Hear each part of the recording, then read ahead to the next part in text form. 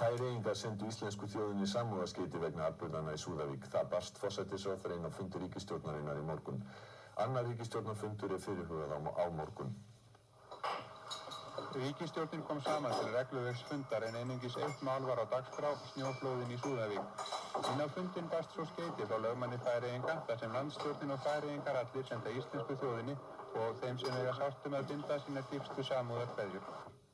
Hefur ríkisstjórnin ákveðið eitthvað á fundi ykkar í dag? Ríkisstjórnin gerði þessa ályktun á fundi sínum í dag. Ríkisstjórn Íslands færir því björgunarfólki sem nú leggur svo hart að sér í Súðavík eða berst við að komast þangað þakkir þjóðarinnar. Vonir þjóðarinnar eru bundnar við þrekvirki þeirra og ótrúlegt úthald við erfiðustu aðstæður.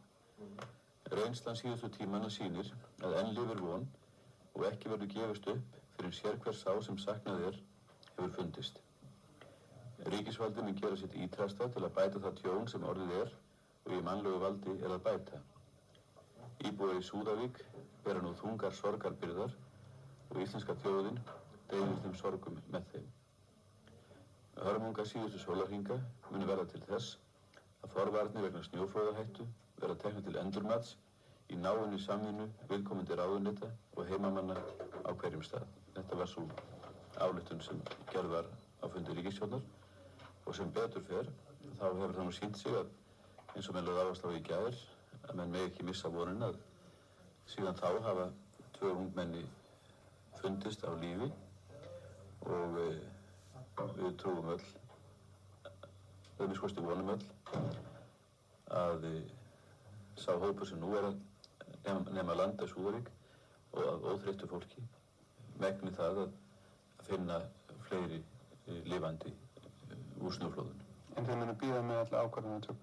Já, ég held að nú sé eftir tími til þess að einbeita sér að björgunarstarfinu eins og þetta fólk að gera sem komið eftir mikla sjóhrakninga til staðarins.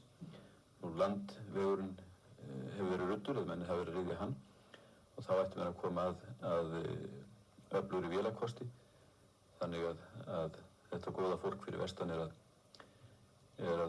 vinna ótrúlegt þrekvirki við skelfilegustu aðstæður. Hvað með viðbrögð utan úr heimi? Já, við höfum fundið það að fjölmiðlar erlendis hafa sýnt þessu máli mikla athygli sem vonlegt því að við berum saman vá af þessu tagi við það sem gerist annars staðar, þá er þetta með því sem mesta sem að hendir þjóð. Nú vinur okkar í Færeyjum hafa þegar sendt okkur sínar samúðarkveðjur og ég ávona því að aðrir munu gera það síðar. Og við látum hér með lokið í bíli umfjöllunum hörmungarnar